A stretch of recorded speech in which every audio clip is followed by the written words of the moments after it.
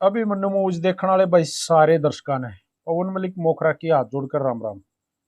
भाई आज जो खबर मैं आप लोगों के लिए लेकर आया हूँ, इसने पूरा हरियाणा, पंजाब और मैं कहूँगा पूरा इंडिया हिलाकर रख दिया। खबर इतनी भयानक है, इतनी डरावनी है। आज सुबह पंचकुला में एक कार में 6 डेड बॉडी मिली। 7वां ड्राइवर मिला। जिस घर के बाहर ये कार खड़ी थी, काफी देर से ये गाड़ी खड़ी थी। जिस घर के बाहर खड़ी थी उनको शक होया, तो उन्होंने गाड़ी में झांक के देखा। ड्राइवर बैठा था। 7 लोग बिल्कुल अचेत अवस्था में गाड़ी में थे। 6 लोग अचेत अवस्था में थे, 7वां ड्राइवर था। पड़ोसिया ने आकर ड्राइवर को पूछा, भाई क्या बात है? तो ड्राइवर ने उनको बताया कि भाई हम रेस्ट कर रहे हैं, हम बाबा जी का प्रोग्राम सुनने के लिए आए थे, हमें होटल नहीं मिला इसलिए हम गाड़ी में रेस्ट कर रहे हैं। लेकिन जब गाड़ी में देखा कि बाकी जो सदस्य हैं वो उल्टियाँ कर रहे थे, बाकी जो सदस्य हैं वो बेहोश अवस्था में पड़े थे और गाड़ी से एक बदबू आ लग रही थी, बांस आओ थी। सख्ती से जब ड्राइवर से पूछताछ करी गई तो ड्राइवर ने अपना नाम प्रवीण मित्तल बताया। प्रवीण मित्तल ने उनको सच सच बता दिया कि भाई ये जो बाकी सदस्य हैं ये मेरे परिवार के सदस्य हैं। इनमें मेरे पिताजी हैं, मेरी माताजी हैं, मेरी वाइफ है, मेरी पत्नी धर्मपत्नी है और 3 मेरे बच्चे हैं, जिसमें एक लड़का है और 2 बेटियां हैं। और हम सब ने पॉइजन खा लिया है, हमने सुसाइड कर लिया है, आत्महत्या कर ली है। तुरंत पुलिस को खबर करी गई। तुरंत ही एम्बुलेंस को बुलाया गया और प्रवीण मित्तल को तुरंत ही हॉस्पिटल लेके गए, बाकी सदस्यों को भी हॉस्पिटल लेके गए। लेकिन जब तक पड़ोसियों ने ये सारी चीज़ें देखी, ये बात हुई, तब तक 6 सदस्य, प्रवीण मित्तल के परिवार के 6 सदस्य जो है वो मर चुके थे। प्रवीण मित्तल को हॉस्पिटल लेके गए। हॉस्पिटल में जाते जाते ही लगभग प्रवीण मित्तल ने भी दम तोड़ दिया। प्रवीण ने बहुत डरावना खुलासा किया कि हम पूरे परिवार ने एक साथ भोजन लिया है, जहर लिया है, हमने सुसाइड की है। सुसाइड नोट भी मिला। सुसाइड नोट में बताया गया कि मेरे परिवार के ऊपर काफ़ी कर्ज था, लगभग 20-22 करोड़ रुपए का कर्ज था। और इस कर्ज के रहते, इस कर्ज के दबाव से हमने सुसाइड कर लिया। जब तक प्रवीण मित्तल की मौत नहीं हुई थी, उन्होंने खुद ये एक्सेप्ट भी किया है कि हमने सुसाइड किया है। सुसाइड नोट भी मिला है। सुसाइड नोट से काफ़ी चीज़ें सामने आई हैं कि भाई हमने सुसाइड क्यों किया।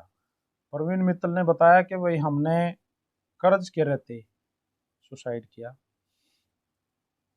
लोग सोचे कि ये शायद पंचकुला का रहने वाला होगा, लेकिन बाद में जब उनके मोबाइल से उनके रिश्तेदारों को कॉल किया गया, सुसाइड नोट में लिखा था कि भाई मेरा बहुत सारा कर्जा था, किसी ने मेरी मदद नहीं की, हमारा जो अंतिम संस्कार का अधिकार है वो मेरे मामा के लड़के का है, आप मेरे मामा को, मेरे मामा के लड़के को कॉल कर देना, वो हमारा अंतिम संस्कार कर देंगे। और मेरा ससुर जो है भी है, जैसा भी है, उसको भी जिम्मेदार ना ठहराएं, उसको परेशान ना करें। बाद में उनके रिश्तेदार जो है आए, मीडिया के सामने भी आए, उन्होंने खुलासा किया कि भाई प्रवीण मित्तल जो है वो हिसार का रहने वाला है। काफ़ी साल पहले हिसार से सब कुछ बेच के प्रवीण जो है पंचकुला में सेटल हो गया था। पंचकुला में प्रवीण ने स्क्रैप की फैक्ट्री लगाई थी, जिसके रहते बहुत सारा कर्ज प्रवीण मित्तल के ऊपर हो गया था।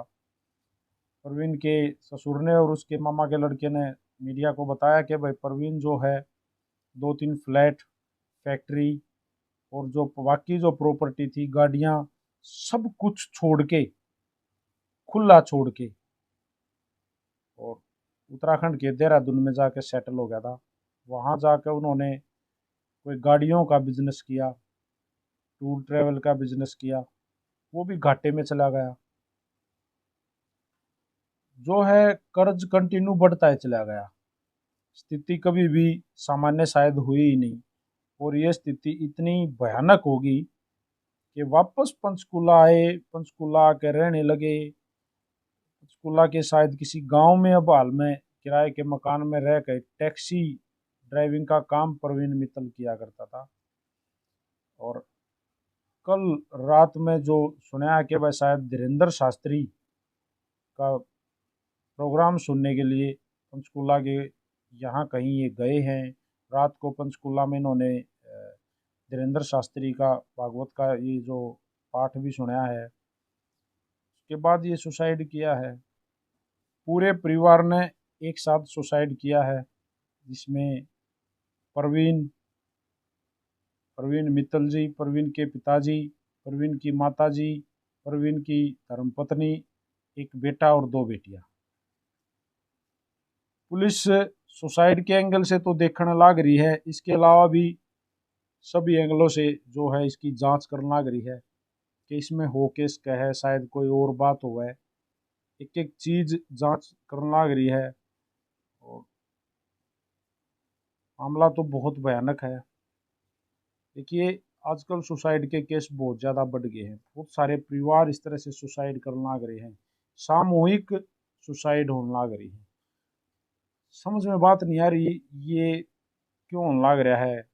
कुछ दिन पहले रोहतक में एक डॉक्टर ने सामूहिक सुसाइड किया था, अपने बच्चों की हत्या करके खुद सुसाइड कर लिया था। इस तरह से बहुत सारे मामले सामने आने लग रहे हैं और कर्ज लेन देन सबसे ज़्यादा ही। प्रवीण मित्तल ने बताया है सुसाइड नोट में कि भाई लोग परेशान कराया करते, उसके परिवार को मारने तक की धमकी दिया करते, जिसमें गवर्नमेंट लोन भी शामिल था। इसके अलावा प्राइवेट फाइनेंसर भी इसको तंग कराया करते। देखिए, ये सोचने वाली बातें हैं। मैं तो आप लोगों को भाई, अगर कोई इस तरह की किसी स्थिति से परेशान है, दुखी है, तो भाई लड़ना सीखो। परिस्थितियों के विपरीत लड़ोगे तब जाकर बात बनेगी। हार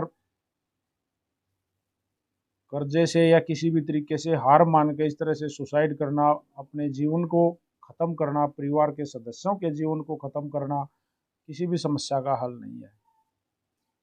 आप लड़ोगे, आप सामने खड़े होके बोलोगे, कोई नहीं मारा तब ना है। सामने खड़े होके हाथ जोड़ लो, भाई कौन है मेरे दो, कदे होंगे तो दे देंगे, क्या करा जा सकता है। लेकिन इस तरीके से जो सुसाइड लोग करने लग रहे हैं भाई, मैं तो इसको सही मानता नहीं। सुसाइड किसी भी समस्या का हल नहीं है। खबर बताते हैं ना, अभी अंदर से दिल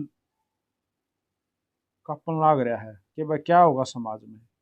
कोई सुसाइड कर रहा है, कोई धमकी देने लग रहा है, कोई गोली चलाने लग रहा है। किस तरह से जीवेंगे इस समाज में, कैसे रह पाओगे, कैसे सरवाइव कर पाओगे। चिंताजनक चीजें हैं। सरकार ने, प्रशासन ने मेरे हिसाब से तो अब अगुवाई करनी चाहिए, सामने आके इस तरह के केस रोकने चाहिए। शायद ये सुसाइड रुक सका था।